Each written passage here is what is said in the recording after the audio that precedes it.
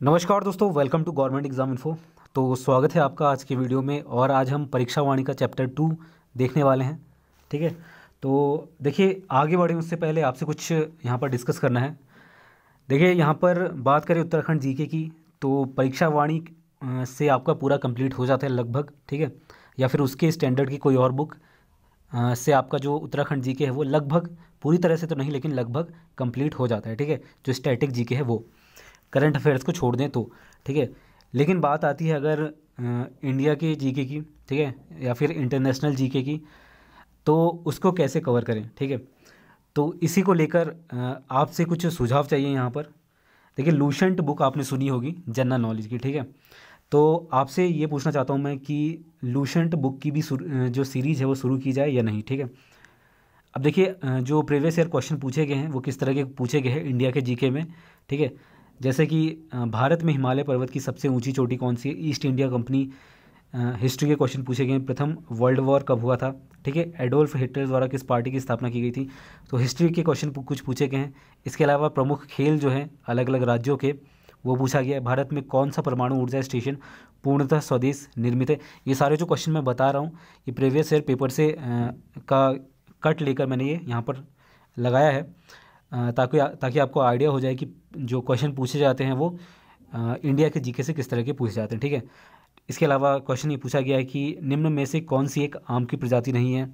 इसके अलावा देखिए ज्योग्राफी पे भी क्वेश्चन पूछे गए हैं। ठीक है, तो आपका हिस्ट्री हो गया, ज्योग्राफी हो गया उत्तर इंडिया का। ठीक है, तो ये सारी चीज़ों पर आपका रहने वाला। इकोनॉमिक हो गया, ठीक है, करंट अफेयर्स हो गया इंडिया का या फिर इंटरनेशनल करंट अफेयर। तो ये सारी चीज़ें आपकी रहेंगी। ठीक है, तो इसके लिए मैं ये सोच रहा हूँ कि लूसेंट की भी ये सीरीज़ शुरू की जाए। ठीक है, इसमें आपको सारे टॉपिक मिल जाते हैं लूसेंट की बुक में, इसीलिए मैं सोच रहा हूँ कि इस बुक की सीरीज़ शुरू की जाए। अब आप कमेंट करके अगर बताएंगे तो ही मैं इसकी शुरुआत करूँगा। फिलहाल हम परीक्षा वाणी को कंटिन्यू करने वाले हैं। देखिए बात करें अगर ग्रुप सी एग्ज़ाम की, इस बार कट ऑफ आपका हाई रहने वाला है। यहाँ पर मैं डरा नहीं रहा हूँ आपको, जो सच्चाई है वो बता रहा हूँ, क्योंकि आपको भी मालूम है कंपटीशन इस साल काफ़ी अधिक रहेगा। ठीक है, तो ये मान के चलिए 70+ आपको स्कोर करना पड़ेगा 100 में से, तभी जाके इसमें कुछ हो पाएगा। तो इसी वजह से आपको जो अन्य सेक्शन है उत्तराखंड जीके तो आपको करना ही है पहले नंबर पर, लेकिन जो अन्य सेक्शन है जैसे कि इंडिया की जीके की बात करें या फिर करंट अफेयर्स की बात करें तो दूसरे नंबर पर आपको इसको रखना चाहिए। तीसरे नंबर पर आपका हिंदी होना चाहिए, क्योंकि 20 नंबर उसके आप आसानी से कवर कर सकते हैं। ठीक है, हिंदी के। इसके अलावा रही बात रीजनिंग और कुछ कंप्यूटर के क्वेश्चन पूछे जाते हैं तो वो आप आखिर में तैयार कर सकते हैं। ठीक है, तो दो चीज़ें आपको मेनली फोकस करनी है। एक तो आपका इंडिया का जीके और करंट अफेयर्स हो गया। इंडिया के जीके में सारी चीज़ें आ जाएंगी, हिस्ट्री हो गया, ज्योग्राफी हो गया। ठीक है, अ, और इसके अलावा इंडिया का जो स्टैटिक जीके है, ठीक है, राज्य से संबंधित जो जानकारी हैं वो सारी चीज़ें इसमें आ जाती हैं। अब देखिए अगर आप चाहें तो ये बुक परचेज़ भी कर सकते हैं, आपकी मर्ज़ी है। लेकिन अगर आप कहेंगे तो मैं इस बुक की पूरी सीरीज़ यहाँ पर शुरू कर दूँगा। तो अगर अधिक संख्या में कमेंट आते हैं तो इसकी शुरुआत की जाएगी कुछ दिनों में।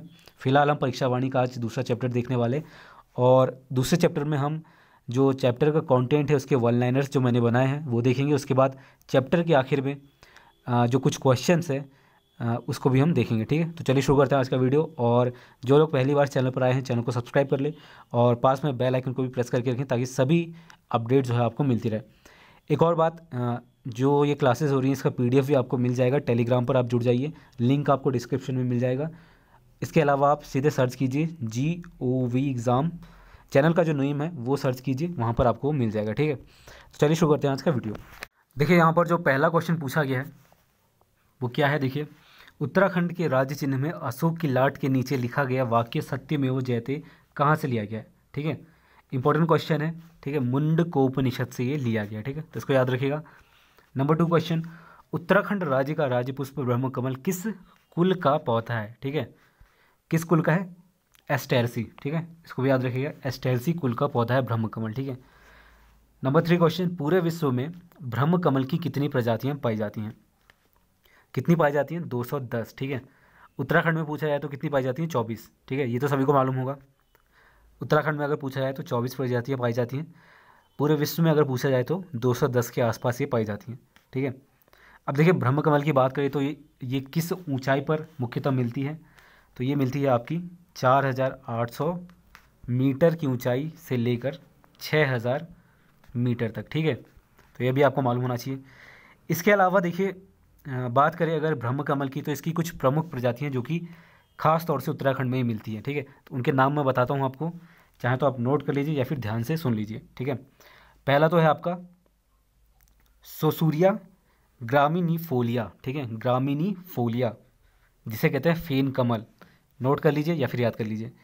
इसके बाद नंबर 2 सोसूरिया लप्पा, ठीक है, सोसूरिया लप्पा, ये दूसरा जो है प्रमुख रूप से उत्तराखंड में पाया जाता है।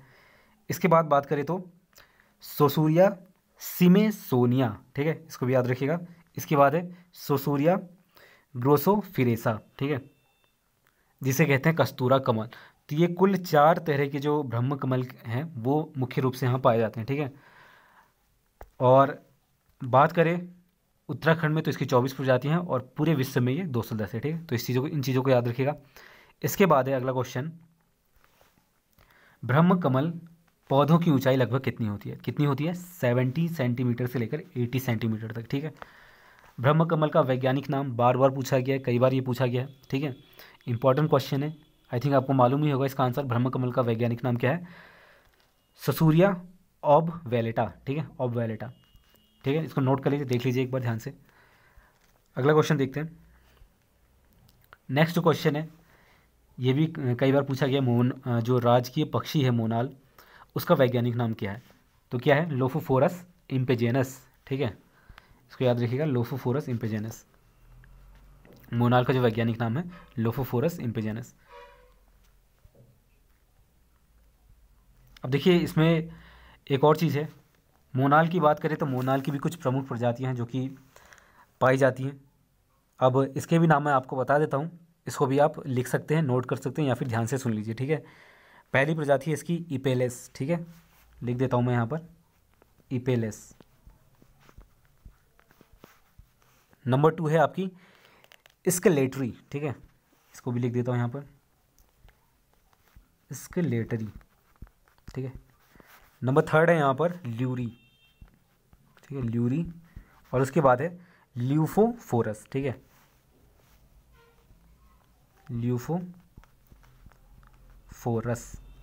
तो ये 4 जो प्रजातियाँ मुख्य रूप से मोनाल की वो यहाँ पाई जाती हैं, ठीक है। मेन है यहाँ पर आपका वैज्ञानिक नाम क्या है? तो ये है आपका लोफोफोरस इम्पेजेनस। अब देखिए अगला क्वेश्चन है, उत्तराखंड के राजकीय पशु कस्तूरी मृग का वैज्ञानिक नाम क्या है? ये भी कई बार पूछा गया, मॉस्कस काइसोगोस्टर, ठीक है, मॉस्कस काइसोगोस्टर इसका वैज्ञानिक नाम है। अच्छा, राज्य पशु की बात करें तो कस्तूरी मृग किस ऊंचाई पर पाया जाता है अगर कभी पूछ लिया जाए, तो ये पाया जाता है आपका 3600 मीटर से लेकर 4400 मीटर तक, ठीक है, इस ऊंचाई पर ये सामान्य सा पाया जाता है। कई बार ये भी पूछा जा सकता है कि कहाँ पाया जाता है, तो इसको भी आप देख लीजिए, केदारनाथ में पाया जाता है। इसके अलावा वैली ऑफ फ्लावर फूलों की घाटी में पाए जाते हैं मुख्य रूप से। इसके अलावा उत्तरकाशी हो गया, पिथौरागढ़ हो गया, ठीक है, तो इस जगह पर भी ये पाया जाता है मुख्य रूप से, ठीक है। अब देखिए इसमें इसके फिज़िकल चीज़ों की बात करें तो कस्तूरी मृग किस तरह का होता है, तो देखिए इनकी सुरक्षा के लिए 2 दांत होते हैं इनके जबड़े के सामने, ठीक है, मुंह के सामने, ठीक है, इनके सींग नहीं होती हैं, पहली चीज़, दांत होते हैं इनकी सुरक्षा के लिए। इसके अलावा इनकी हाइट की बात करें तो नॉर्मली ये 20 इंच के आसपास रहता है। 20 इंच का मतलब हुआ लगभग 3 फीट से थोड़ा सा ज़्यादा, ठीक है। इसके अलावा अगर बात करें वजन की तो ये आपका 10 से 20 ग्राम, माफ़ कीजिएगा 20 किलोग्राम, ठीक है, 10 से 20 किलो के आसपास ये रहते हैं। इनका जो औसत वजन है वो, अगर कभी पूछ लिया जाए कि इनकी एवरेज आयु क्या होती है कस्तूरी मृग की, तो ये आपकी 20 साल होती है, ठीक है, 20 साल। इसके अलावा जो मादा कस्तूरी मृग है उनकी गर्भधारण की बात करें तो ये 6 महीने तक गर्भधारण की जो अवधि है वो 6 महीने की है, ठीक है। और ज़्यादातर एक बार में एक ही बार मादा मृग गर्भधारण करती हैं, ठीक है। कस्तूरी जो है आपका, कस्तूरी के बारे में आपने सुना होगा, कस्तूरी जो है आपका सिर्फ नर कस्तूरी मृग से ही मिलता है, ठीक है, और एक बार में कितना मिलता है? 30 से 45 ग्राम, ये चीज़ भी पूछी गई है एग्ज़ाम में, तो 30 से 45 ग्राम कस्तूरी मिलता है, ठीक है। और कितने वर्ष के अंतराल में निकालते हैं कस्तूरी को अगर, तो इसका राइट आंसर है तीन तीन वर्ष के, ठीक है। 3 साल का यहाँ पर इंटरवल रहता है कस्तूरी को निकालने के लिए। अब देखिए इसके उपयोग की बात करें तो आई थिंक आपको मालूम होगा, कस्तूरी जो है वो सुगंधित सामग्री बनाने के लिए प्रयोग किया जाता है इसका। इसके अलावा कुछ बीमारियां हैं जैसे कि दमा हो गया, निमोनिया हो गया, हृदय रोग हो गया, तो इन चीज़ों के लिए इसका इस्तेमाल किया जाता है। और कस्तूरी की मांग काफ़ी है और इसका जो मूल्य है वो भी काफ़ी अधिक है, ठीक है।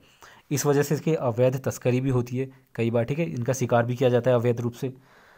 तो ये कुछ इंपॉर्टेंट पॉइंट्स है जो मैंने आपको बता दिए, ठीक है। मेन है यहाँ पर इसका जो वैज्ञानिक नाम है वो मॉस्कस काइसोगोस्टर। आगे बढ़ते हैं, अगला क्वेश्चन देखते हैं। अब देखिए ये अगेन इंपॉर्टेंट क्वेश्चन है, ये क्वेश्चन पूछा गया है। उत्तर प्रदेश सरकार द्वारा चमोली के केदारनाथ वन्य जीव प्रभाग के अंतर्गत 963.2 वर्ग किलोमीटर क्षेत्र में कस्तूरी मृग विहार की स्थापना कब की गई? कब की गई? 1972। ये याद रखिएगा, कस्तूरी मृग विहार की स्थापना कब की गई? 1972 में। किसके अंतर्गत की गई? तो केदारनाथ, चमोली के केदारनाथ वन्यजीव प्रभाग के अंतर्गत की गई, ठीक है। इससे दूसरा क्वेश्चन ये बन गया। इसके अलावा अगर पूछ लिया जाए कि इसका जो क्षेत्रफल था वो कितना था, तो ये था आपका 967.2 वर्ग किलोमीटर। इंपॉर्टेंट क्वेश्चन है, ध्यान से देख लीजिए। आगे बढ़ते हैं, अगला क्वेश्चन देखते हैं। आपको अगला जो क्वेश्चन है इसमें, महरूड़ी कस्तूरी मृग अनुसंधान केंद्र की स्थापना कब की गई? इस तरह के क्वेश्चन पूछे जाते हैं। महरूड़ी कस्तूरी मृग अनुसंधान केंद्र की स्थापना की गई थी 1977 में, ठीक है। आगे बढ़ते हैं, अगला क्वेश्चन देखते हैं। इसके बाद जो नेक्स्ट क्वेश्चन है उसमें पूछा गया पिथौरागढ़ में अस्कोट अभ्यारण्य की स्थापना की गई। अगेन ये क्वेश्चन पूछा गया था, 1986 में ये किया गया था, ठीक है। इसके बाद अगला क्वेश्चन है, चमोली जिले के कांचुला खर्क में कस्तूरी मृग प्रजनन एवं संरक्षण केंद्र की स्थापना कब की गई? ये क्वेश्चन याद रखिएगा, कांचुला खर्क में चमोली जिले के कस्तूरी मृग प्रजनन और संरक्षण केंद्र, इसकी जो स्थापना की गई थी 1982 में की गई थी, ठीक। इसके बाद अगला क्वेश्चन है, उत्तराखंड राज्य का राज्य वृक्ष बुरांस, इसका वैज्ञानिक नाम क्या है? ठीक है, तो यह है आपका रेडोडेंड्रॉन आर्बोरियम, ठीक है, रेडोडेंड्रॉन आर्बोरियम, ठीक है, ये इसका वैज्ञानिक नाम है। अच्छा, बुरांस की बात करें तो अगर ये पूछा जाए कि कितनी ऊंचाई पर ये मिलता है, तो ये आपका 1500 से लेकर 4000 मीटर की ऊंचाई पर ये मिलता है, ठीक है। देखिए सामान्यतः बुरांस होता है किस कलर का? लाल रंग का होता है। इसके अलावा और ऊंचाई पर ये गहरे लाल रंग के हो जाते हैं, ठीक है। लेकिन 11,000 की फीट की ऊंचाई पर, ठीक है, 11,000, अगर पूछ लिया जाए कि सफ़ेद बुरांस कहाँ मिलते हैं, तो ये मिलता है आपका 11,000 फुट, ठीक है, मीटर नहीं फुट की ऊंचाई पर ये मिलता है। 11,000 फीट की ऊंचाई पर सफ़ेद बुरांस मुख्य रूप से मिलते हैं, तो ये चीज़ भी याद रखिएगा। इसके अलावा बुरांस वृक्ष की जो एवरेज लेंथ होती है, लंबाई होती है, पेड़ की ऊंचाई जो होती है वो होती है आपकी 20 से 25 मीटर, ठीक है। और इसका इस्तेमाल हृदय रोग के लिए काफ़ी लाभदायक भी होता है, ठीक है। तो ये कुछ इंपॉर्टेंट पॉइंट है जो मैंने आपको बता दिए हैं। इसके बाद अगला क्वेश्चन देखिए, बुरांस के अवैध कटान के कारण वन अधिनियम में इसे कब संरक्षित वृक्ष किया गया, ठीक है, घोषित किया गया, ठीक है। तो ये किया गया था आपका 1974 को। इंपॉर्टेंट क्वेश्चन है, आई थिंक ये क्वेश्चन भी शायद पूछा गया था, ठीक है। अगला क्वेश्चन देखिए, उत्तराखंड राज्य में सर्वप्रथम पंचायती राज व्यवस्था कब शुरू की हुई, ठीक है, कब शुरू हुई थी? 15 अगस्त 1947 से ये शुरू हो गई थी, ठीक है। इसके बाद है, पंचायती राज व्यवस्था को त्रिस्तरीय स्वरूप में कब लागू किया गया? तो त्रिस्तरीय स्वरूप में लागू किया गया था 1961 में, ठीक है। इसके बाद पंचायती राज व्यवस्था का सबसे शीर्ष निकाय क्या है? तो सबसे जो शीर्ष निकाय है वो है आपका जिला पंचायत। अगला क्वेश्चन है, त्रिस्तरीय पंचायत व्यवस्था में मध्य स्तरीय निगमित निकाय है, क्या है? यह है आपका क्षेत्र पंचायत। इसके बाद है, त्रिस्तरीय पंचायत व्यवस्था में सबसे निचले स्तर पर होती है, क्या होती है? ग्राम पंचायत, ठीक है। तो अगर ये कभी पूछा जाए कि जो पंचायती राज की त्रिस्तरीय व्यवस्था है वो कब शुरू की गई, तो 1961 में। इसमें सबसे टॉप पर क्या होता है? जिला पंचायत, उसके बाद होता है क्षेत्र पंचायत, उसके बाद होता है आपका ग्राम पंचायत, ठीक है। तो इस चीज़ को याद रखिएगा। अब देखिए यहाँ पर चैप्टर 2 में कुछ और इम्पॉर्टेंट चीज़ें दी गई हैं, जिसके एक वन लाइनर यहाँ पर मैंने नहीं बनाया है, इसको हम सीधे पढ़ लेते हैं, ठीक है। इसका थोड़ा सा आइडिया आपको होना चाहिए। शासन प्रशासन की बात करें तो देश के अन्य राज्यों की तरह इसका भी शासन प्रशासन जो है संविधान के अध्याय 6 के तहत, यानी कि अनुच्छेद 152 से 237 तक इसके अनुरूप संचालित होता है, पहली चीज़, ठीक है। तो अगर कभी पूछा जाए कि उत्तराखंड का शासन प्रशासन किस अनुच्छेद से लेकर किस अनुच्छेद तक के तहत या फिर के अनुरूप संचालित होता है, तो ये 152 से 237 के अनुरूप संचालित होता है अध्याय 6 के अंतर्गत, ठीक है, संविधान के। इसके अलावा संविधान के अनुरूप राज्य में शासन प्रशासन की संस्थात्मक प्रणाली लागू है, जिसके 3 प्रमुख अंग हैं। क्या है? कार्यपालिका, जिसके अंतर्गत आपका राज्यपाल, मंत्रिपरिषद, सचिवालय, विभाग तथा महाधिवक्ता आते हैं। इसके बाद विधानमंडल है, जिसमें राज्यपाल और विधानसभा है। इसके बाद है उच्च तथा अधीनस्थ न्यायालय, ठीक है, हाईकोर्ट, और दूसरा है आपका अधीनस्थ न्यायालय। तो ये इंपॉर्टेंट पॉइंट है, इसको देख लीजिए एक बार ब्रीफ में समझ लीजिए। कार्यपालिका की बात करें तो देखिए, संविधान के अनुच्छेद 153 के अनुसार राज्यों के लिए एक राज्य अध्यक्ष की व्यवस्था है, ठीक है, जिसे राज्यपाल यानी कि गवर्नर के नाम से जाना जाता है। वर्तमान गवर्नर कौन है? बीबी रानी मौर्य, उत्तराखंड की, ठीक है, तो इसको याद रखिएगा। इसके अलावा राज्यपाल शब्द राज्य सरकार का बोध कराता है, ठीक है। राज्य की कार्यपालिका शक्ति इसमें निहित होती है, लेकिन इसका प्रयोग अपने अधीनस्थों के माध्यम से करता है, ठीक है। इसके अलावा कुछ और इम्पोर्टेंट चीज़ें हैं। मंत्रिपरिषद की बात करें तो जो इम्पोर्टेंट है वो मैं आपको बता देता हूँ। मंत्रिपरिषद संविधान के अनुच्छेद 164 के अनुसार राज्यपाल सर्वप्रथम मुख्यमंत्री की नियुक्ति करता है। तो ये अगर पूछा जाए कि संविधान के किस अनुच्छेद के अनुसार राज्यपाल मुख्यमंत्री की नियुक्ति करता है, सर्वप्रथम मुख्यमंत्री की नियुक्ति करता है, तो यह आपका अनुच्छेद 164, और उसकी सलाह पर अन्य मंत्रियों की नियुक्ति की जाती है। यानी कि राज्यपाल मुख्यमंत्री की नियुक्ति करेगा और मुख्यमंत्री की सलाह पर अन्य मंत्रियों की नियुक्ति की जाएगी, ठीक है। नियुक्ति के बाद अनुसूची 3 के अनुसार पद और गोपनीयता की शपथ दिलाई जाती है। तो ये भी याद रखिएगा, किस अनुसूची के अनुसार पद और जो मुख्यमंत्री है उनके पद और गोपनीयता की शपथ दिलाई जाती है, तो अनुसूची 3 के अनुसार, ठीक है। इसके बाद आता है आपका मुख्यमंत्री। मुख्यमंत्री की बात करें तो राज्य कार्यपालिका का वास्तविक प्रधान मुख्यमंत्री ही होता है, और वह राज्य शासन का कप्तान होता है, हेड होता है, चीफ होता है, और मंत्रिमंडल में उसकी विशिष्ट स्थिति होती है, ठीक है। इसके बाद है आपका सचिवालय। सचिवालय की बात करें तो देखिए, राज्य के वास्तविक कार्यपालिका मंत्रिपरिषद के सदस्य जनप्रतिनिधि होते हैं, अतः वे प्रशासन के गुणताओं से अवगत हो यह आवश्यक नहीं होता है, ठीक है। इसलिए आवश्यक प्रशासनिक सहायता एवं परामर्श के लिए मुख्य सचिव के नेतृत्व में एक विस्तृत प्रशासनिक निकाय का गठन किया गया है, जिसे राज्य सचिवालय कहते हैं, ठीक है। क्वेश्चन अगर पूछा जाए कि प्रशासनिक सहायता एवं प्रशासन के परामर्श के लिए मुख्य सचिव के नेतृत्व में एक विशुद्ध प्रशासनिक निकाय का गठन किया जाता है, इसे क्या कहते हैं? तो यह है आपका राज्य सचिवालय, ठीक है। सचिवालय के प्रशासनिक अध्यक्ष को मुख्य सचिव कहते हैं, ठीक है, और प्रत्येक विभागों के सचिव को शासन सचिव कहते हैं। तो ये कुछ इंपॉर्टेंट चीज़ें हैं। प्रायः IAS का वरिष्ठ एवं अनुभवी सदस्य होता है, ठीक है।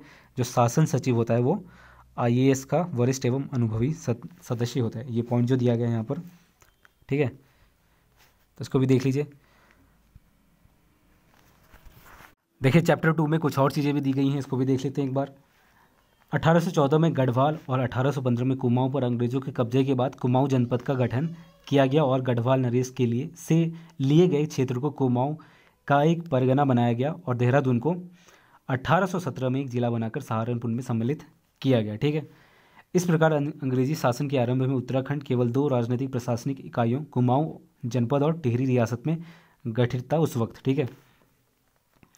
इसके बाद पॉइंट नंबर 2 देखिए, इसमें कहा गया 1840 में ब्रिटिश गढ़वाल का मुख्यालय श्रीनगर से हटाकर पौड़ी लाया गया, ठीक है। तो ये चीज़ भी याद रखिएगा।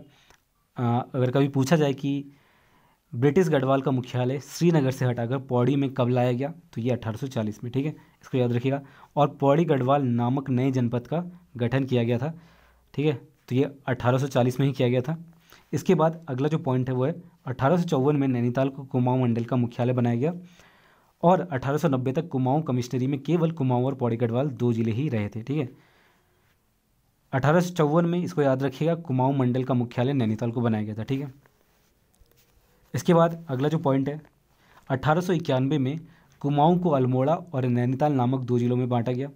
यह स्थिति स्वतंत्रता तक बनी रही, अर्थात स्वतंत्रता तक कुमाऊं मंडल में केवल 3 जिले, ठीक है, कौन कौन से? पौड़ी, अल्मोड़ा और नैनीताल, तथा एक रियासत थी टिहरी, ठीक है। तो ये चीज़ भी याद रखिएगा, ठीक है। 1891 में कुमाऊं को अल्मोड़ा और नैनीताल नामक 2 जिलों में ही बांटा गया था, ठीक है, और इसमें केवल 3 जिले थे उस समय, ठीक है, स्वतंत्रता तक। कुमाऊं मंडल में, जिसमें से पौड़ी, अल्मोड़ा और नैनीताल और एक रियासत थी टिहरी। इसके बाद स्वतंत्रता के बाद 1 अगस्त 1949 को टिहरी रियासत को कुमाऊं मंडल के चौथे जिले के रूप में सम्मिलित किया गया। ठीक है, तो ये अगर पूछा जाए कि टिहरी रियासत को चौथे जिले के रूप में कब सम्मिलित किया गया, तो ये 1 अगस्त 1949 को किया गया था। ठीक है, अब देखिए इसके अलावा 1960 तक मसूरी, चकराता व देहरादून को छोड़कर पूरा पर्वतीय क्षेत्र कुमाऊं मंडल में था। ठीक है, सन 1960 में टिहरी जनपद से उत्तरकाशी, पौड़ी जनपद से चमोली और अल्मोड़ा जनपद से पिथौरागढ़ पृथक करके जनपद बनाए गए। ठीक है, तो ये चीज़ भी आपको मालूम होनी चाहिए। 1960 में टिहरी से आपका उत्तरकाशी बनाया गया, पौड़ी से चमोली, अल्मोड़ा जनपद से पिथौरागढ़ बनाया गया। ठीक है, 1960 में। 1969 तक देहरादून को छोड़कर उत्तराखंड के तत्कालीन 7 जिले कुमाऊं मंडल में थे। ठीक है, इसके अलावा 1969 में गढ़वाल मंडल गठित कर पौड़ी में मंडल मुख्यालय बनाया गया। ठीक है, और टिहरी, पौड़ी, चमोली व उत्तरकाशी को इसके अधीन रखा गया, जबकि नैनीताल, अल्मोड़ा, पिथौरागढ़ व कुमाऊं पिथौरागढ़ को कुमाऊं मंडल के अधीन रखा गया था 1979 में। ठीक है, ये जो मंडल गठित किया गया था इसमें इसको गढ़वाल मंडल गठित कर पौड़ी मंडल को मुख्यालय बनाया गया था इसका। ठीक है, 1969 में। इसके बाद 1975 में देहरादून को मेरठ मंडल से हटाकर गढ़वाल मंडल में सम्मिलित कर दिया गया। ठीक है, तो ये चीज़ भी याद रखिएगा, 1975 में देहरादून को मेरठ मंडल से हटाकर गढ़वाल मंडल में सम्मिलित कर दिया गया था। ठीक है, 28 दिसंबर 1988 को हरिद्वार का सृजन हुआ। राज्य गठन के बाद इसे सहारनपुर मंडल से हटाकर गढ़वाल मंडल में सम्मिलित कर लिया गया। ठीक है, 26 दिसंबर 1995 को उधम सिंह नगर, 15 सितंबर को 1997 को चंपावत, 18 सितंबर 1997 को रुद्रप्रयाग और बागेश्वर, यानी कि ये ज़िले बने थे, डेट वाइज यहाँ पर बताया गया है। ठीक है, तो इसको भी आप नोट कर लीजिए। तो ये कुछ इंपॉर्टेंट पॉइंट्स थे। ठीक है, इसके बाद आगे बढ़ते हैं और कुछ और इम्पॉर्टेंट चीज़ें हैं, इसको भी देख लेते हैं। एक और चीज़ देखिए, महाधिवक्ता की बात करें तो ये आपका संविधान के अनुच्छेद 165 के अनुसार राज्य में महाधिवक्ता की नियुक्ति की जाती है। किसके द्वारा की जाती है? राज्यपाल के द्वारा। ठीक है, तो कभी अगर क्वेश्चन पूछा जाए कि राज्यपाल महाधिवक्ता की नियुक्ति किसके द्वारा की जाती है, तो राज्यपाल द्वारा की जाती है, और संविधान की जो अनुच्छेद 165 है उसके तहत की जाती है। ठीक है, अब देखिए इस पद की नियुक्ति के लिए क्या आवश्यक है। पहला तो सिटीजन ऑफ इंडिया, 10 वर्ष से अधिक समय से न्यायिक कार्य से जुड़ा हो या कम से कम 10 वर्ष से उच्च न्यायालय में अधिवक्ता का कार्य किया हो, यह है इसकी एलिजिबिलिटी। ठीक है, वही व्यक्ति इस पद को ग्रहण कर सकता है जिसने 10 वर्ष के अधिक समय तक न्यायिक कार्य से जुड़ा हो या फिर 10 वर्ष का हाईकोर्ट में अधिवक्ता का कार्य किया हो। ठीक है, इसके अलावा जो राज्य की प्रथम महाधिवक्ता कौन थे, तो ये कौन थे? प्रथम महाधिवक्ता थे मेहरबान सिंह नेगी। ठीक है, तो ये भी याद रखिएगा, मे भी ये पूछा जाए। इसके अलावा अगर विधानमंडल की बात करें तो राज्य में विधि निर्माण के लिए विधानमंडल की व्यवस्था की गई है। विधानमंडल के 2 अंग हैं, क्या है? राज्यपाल और विधानसभा। ठीक है, इसके अलावा राज्यपाल की बात करें तो विधानमंडल में सबसे ऊपर राज्यपाल का स्थान है, उसके हस्ताक्षर के बिना कोई कानून प्रवर्तन में नहीं आता।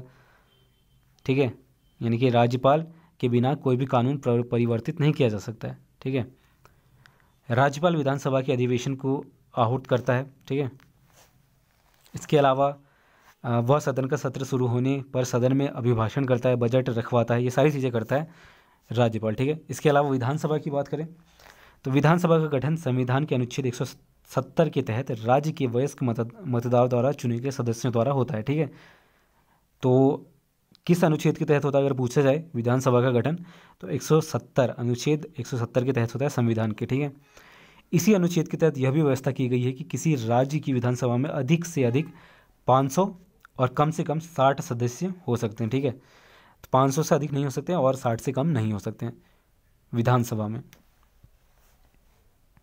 इसके अलावा विधानसभा सदस्यों का चुनाव विधानसभा क्षेत्रों के वयस्क यानी कि 18 वर्ष से ऊपर के मतदाताओं द्वारा होता है।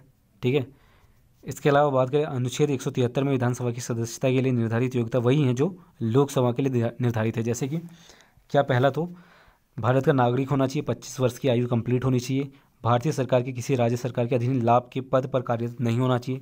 ठीक है, संसद द्वारा बनाई गई किसी विधि के अधीन राज्य विधानसभा का सदस्य चुने जाने के अयोग्य न हो। ठीक है, तो ये कुछ इंपॉर्टेंट पॉइंट्स है जो मैंने आपको ब्रीफ में बता दिए हैं, ठीक है, इसको आप देख सकते हैं। और इसके अलावा एक और पॉइंट, विधानसभा का सदस्य चुने जाने के बाद और पद ग्रहण करने से पूर्व राज्यपाल या उसका प्रतिनिधि तीसरी अनुसूची के अनुसार शपथ दिलाता है, ठीक है, तो ये चीज़ भी याद रखिएगा।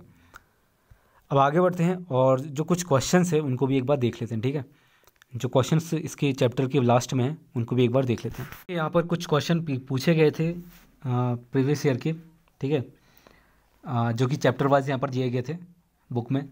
तो किस तरह के क्वेश्चन पूछे गए हैं वो भी देख लेते हैं चैप्टर 2 से। पहला क्वेश्चन था कि राज्य पक्षी मोनाल का मुख्य आहार क्या है, ठीक है, मुख्य आहार क्या है, ठीक है, तो ये है आपका आलू, ठीक है, जो राज्य पक्षी है उसका मुख्य आहार है आलू।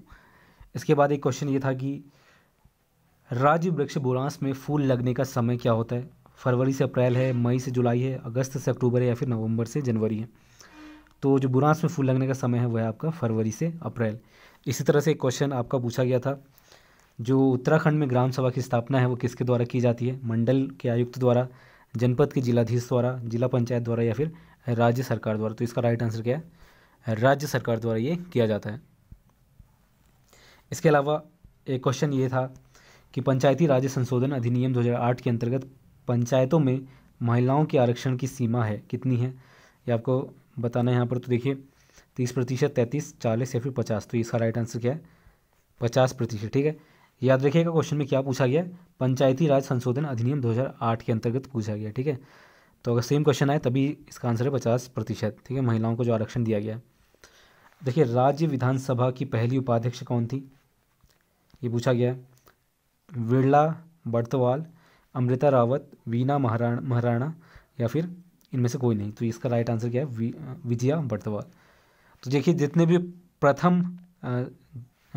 प्रथम जो मुख्य रहे हैं, जैसे कि राज्य विधानसभा की प्रथम मुख्य कौन थी, हाई कोर्ट के कौन थे पहले जो न्यायाधीश हैं, इसके अलावा प्रथम मुख्यमंत्री कौन है, ठीक है, प्रथम मुख्यमंत्री, प्रथम राज्यपाल, ठीक है, तो ये सब कौन है इनको एक बार ज़रूर देख लीजिएगा। जो क्लास मैंने पहली करवाई है उसमें मैंने सारी चीज़ें पढ़ाई हैं, ठीक है, इसी बुक के अकॉर्डिंग मैंने पढ़ाई है, परीक्षा वाणी के अकॉर्डिंग, ठीक है, तो वो चीज़ें भी देख लीजिएगा एक बार। तो देखिए ये क्वेश्चन थे जो पूछे गए थे। अब देखिए जब मैं PDF दूंगा तो ये सारी चीज़ें उसमें रहेंगी, ठीक है, क्वेश्चन वगैरह भी मैं दे दूंगा। इसके अलावा एक्स्ट्रा क्वेश्चन जो है वो भी मैं यहाँ पर दे दूंगा कुछ, ठीक है, अलग से। PDF वगैरह आपको 2-3 दिन का समय लगेगा बनाने में, ठीक है, तो पूरा कंप्लीट होने के बाद आपको ये मिल जाएगा, ठीक है, एक ही साथ मैं आपको दे दूंगा। तो PDF वगैरह के लिए आप टेलीग्राम से जुड़ जाइएगा, लिंक मैंने डिस्क्रिप्शन में दे दिया है। तो दोस्तों आज के लिए इतना ही, उम्मीद करता हूँ आज की वीडियो आपको अच्छी लगी हो, ठीक है। वीडियो अच्छी लगी है तो चैनल इसको लाइक कर दें और वीडियो को शेयर भी कर दें सभी के साथ। इसके अलावा जो मैंने आपसे पूछा है लूसेंट बुक की सीरीज़ शुरू की जाए या नहीं, उसको लेकर कमेंट करके बता दें, ज़रूर बता दें, ताकि आइडिया लग पाए कि जो स्टूडेंट्स हैं वो क्या चाहते हैं, उसी के अकॉर्डिंग हम यहाँ पर काम करेंगे, ठीक है। तो बस आज के लिए इतना ही, तब तक के लिए धन्यवाद और मिलते हैं आपसे अगले वीडियो में।